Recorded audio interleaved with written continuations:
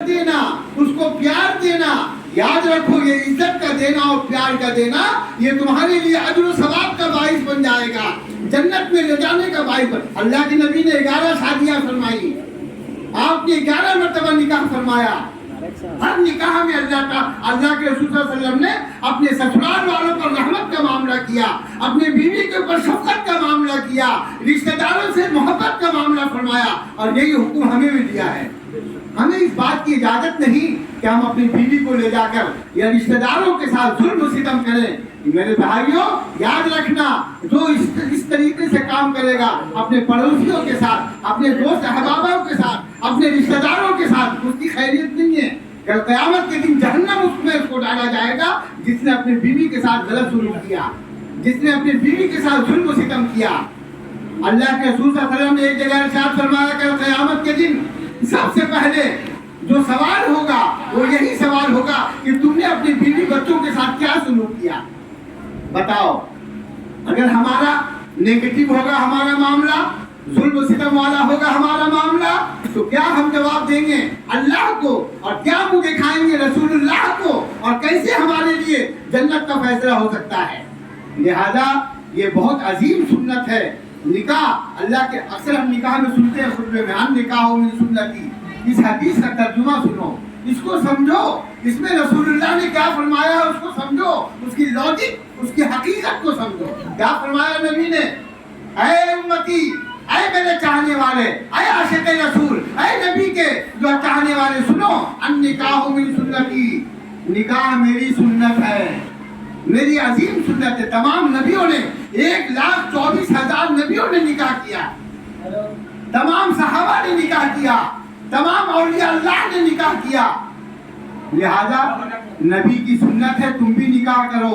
फमन रग़िबा अन सुन्नती, जो शख्स निकाह का मजाक उड़ाएगा, जो शख्स निकाह को बुरा भला कहेगा, जो शख्स निकाह को बोझ समझेगा, जो शख्स बीवी को पनौती समझेगा, जो शख्स जो शादी का मजाक उड़ाएगा, फमन रग़िबा अन सुन्नती, याद रखो, जो मेरी निकाह वाली सुन्नत से एराज करेगा, भागेगा, जो हजान छोड़ाएगा, मुसीबत समझेगा, अलैसा मिन्नी, वो मेरा आदमी नहीं है। अल्लाह के नबी ने फरमाया, जिसको रसूलुल्लाह ने कह दिया हो कि वो मेरा आदमी नहीं है, वो मेरा चाहने वाला नहीं है, वो मेरा उम्मती नहीं है, तो इसका तर्जुमा क्या हुआ, वो जहन्नमी है, वो नाशुक्रा है, वो नाफरमान है, वो अल्लाह का गैज़ व गज़ब वाला है। लिहाजा नबी की सुन्नत को पर अमल करो, सुन्नत के तरीके से, नबी के सुन्नत को अपनाओ सुन्नत के तरीके से।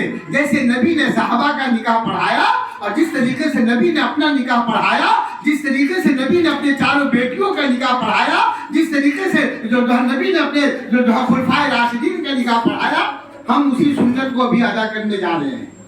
नौशा तैयार हो जाएगा, उसके बाद फिर निकाह में 3 चीजें बहुत जरूरी है, याद रखना बेटा। तुम लोग यंग हो, तुम लोग को बता दे रहा हूँ, हमारे निकाह में और गैरों के निकाह में यही फर्क है।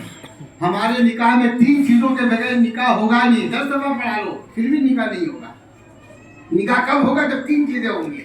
हमारा ऐसा नहीं है कि गए किसी जगह पर, मंदिर में कहीं गए, हाथ पहना दिया, भगवान को गवाह बना लिया और समझे की शादी हो गया। ऐसा निकाह हमारा नहीं होता। जितना दफा हाथ डाल दो लड़की पर या लड़का पर, कोई निकाह नहीं होगा। क्रिश्चियन लोग के यहाँ कैसे निकाह होता है, चर्च में जाओ, अंगूठी पहना दो, निकाह हो गया। यहूदियों के कैसा निकाह होता है, एक रजिस्टर है, लड़की ने साइन कर दिया, लड़का ने साइन कर दिया, निकाह हो गया। हमारे यहाँ नहीं चलेगा। हम इस्लाम के चाहने वाले हैं, हम रसूलुल्लाह के मानने वाले हैं। अल्लाह के नबी ने फरमाया, तुम्हें अगर निकाह करना है तो 3 काम करना होगा। 3 काम के बगैर ना हाथ डालने से निकाह होगा, ना अंगूठी पहनाने से निकाह होगा, ना साइन करने से निकाह होगा। निकाह कैसे होगा? नबी ने फरमाया, पहला जरूरी चीज क्या है, 2 गवाह का होना। किसका होना बेटा? 2 गवाह के बगैर होगा निकाह? हाँ, हम बोलेंगे नहीं, हम तो अल्लाह के रसूल को गवाह बना के नहीं चलेगा। दुनिया का इंसान वाला गवाह होना चाहिए। अल्लाह तो हाजिर और नाजिर है, अल्लाह तो गवाह है। मगर हमारी निकाह को मजबूती देने के लिए, हमारे निकाह को अल्लाह के अहमियत देने के लिए अल्लाह ने क्या फरमाया, 2 गवाह लाओ। रसूलुल्लाह ने क्या फरमाया, बगैर 2 गवाह के निकाह नहीं होगा। पहला शर्त है, क्या है पहला? दूसरा शर्त क्या है? इजाब और कबूल होना। क्या होना बेटा? इजाब और मुंह से होना, सहन से नहीं होना। इजाब किसे कहते हैं? दुल्हन के पास जाकर इमाम या काजी या मुफ्ती जाकर वहाँ ऐलान करे, बीवी दुल्हन के पास जाकर के बोले फला का बेटा है, फला नाम का लड़का है, इतना जो है आपके निकाह में हम इसको डाल रहे हैं, क्या आप इसकी इजाजत देती हो, क्या तुम इस बच्चे को निकाह में कबूल करती हो? तो लड़की से पूछा जाएगा, उसको बोला जाएगा ईजाब। उसको क्या बोला जाएगा बेटा? और उसके बाद फिर लड़के के पास आने के बाद फिर लड़का से पूछा जाएगा फला की बेटी है, फला नाम की लड़की है, क्या तुमने इसको अपने निकाह में कबूल किया? तो लड़का बोलेगा तो उसको बोला जाएगा कबूल। इसको बोलता है ईजाब और कबूल। बगैर ईजाब और कबूल के निकाह तो गवाह का होना भी जरूरी है और ईजाब और कबूल का होना भी जरूरी है। और तीसरा क्या जरूरी है मेरे भाई?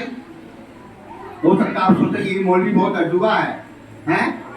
अल्लाह के नबी ने फरमा दिया 3 चीज के बगैर। और तीसरा चीज है महर। तीसरा चीज क्या चीज है? महर के बगैर में निकाह कोई सोचेगा फ्री में कर लेंगे, हो जाएगा? महर देना वाजिब है, महर का मुकर्रर करना जरूरी है। बगैर महर के निकाह नहीं हो सकता। भले आप आधा दे दो नकदी, आधा कर दो उधार, पूरा दे दो नकदी, पूरा कर दो उधार, लेकिन माफ कराना ये गुनाह अजीम है। जितनी हैसियत हो, जितनी ताकत हो, उतना महर रख करके निकाह करो और अपनी बीवी को निकाह का पैसा हदिया में दो। रसूलुल्लाह ने सब बीवियों को हदिया में निकाह में माफ किया है। हम लोग क्या करते, पहली रात में बोलते बाबू जरा माफ कर दो हमको। ये माफ करने के बाद आपने अपनी इज्जत का खात्मा कर दिया। माफ तो फकीर को किया जाता है, अपनी शान ये है कि महर का पैसा को अदा कीजिए। ये 3 चीजें बहुत जरूरी हो गया बेटा। निकाह पढ़ी हो गया? हो जाए तो जाओ यहाँ, फिर मैं निकाह पढ़ा देता हूँ।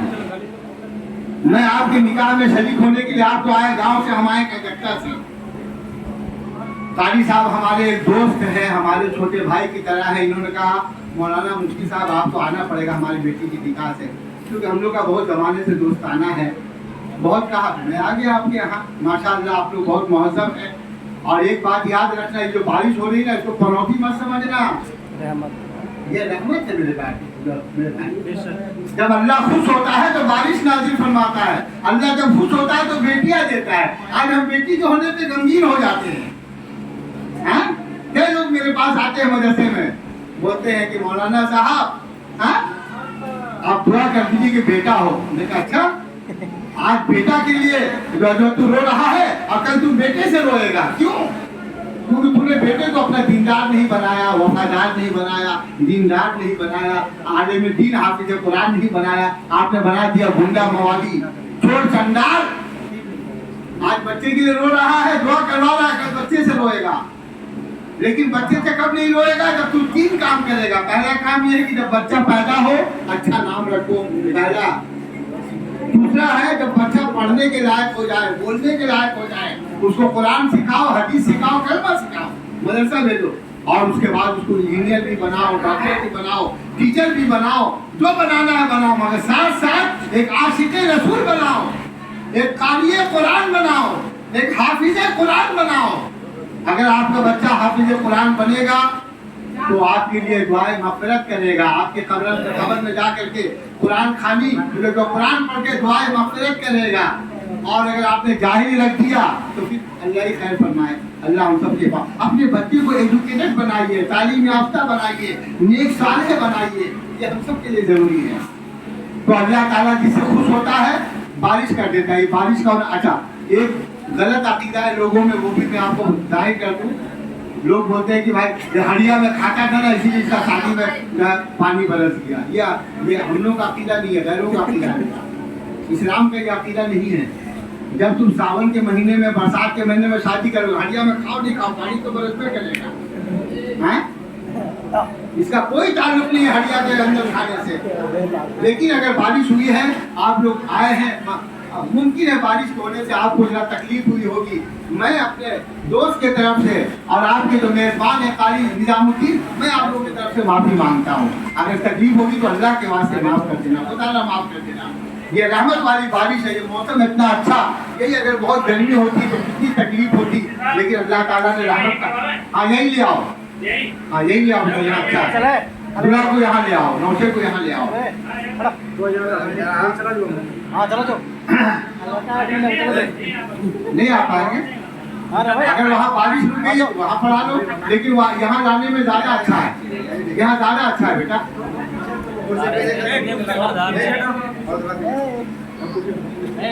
आप लोगों का आना मुबारक हो, वेलकम, अहलन व सहलन, मरहबा। आप लोग तशरीफ लाए हैं बाराती बनकर, मैं आपका तहे दिल से शुक्रगुजारी अदा करता हूँ। काली साहब की तरफ से अगर कोई अजियत होती तो मैं आपको तमाम लोगों की तरफ से, अपने अहले खाना की तरफ से माफी मांगता हूँ, लेकिन अदब व एहतराम का ख्याल रखिए, बड़ों का ख्याल रखिए, ये बहुत जरूरी है बेटा के लिए।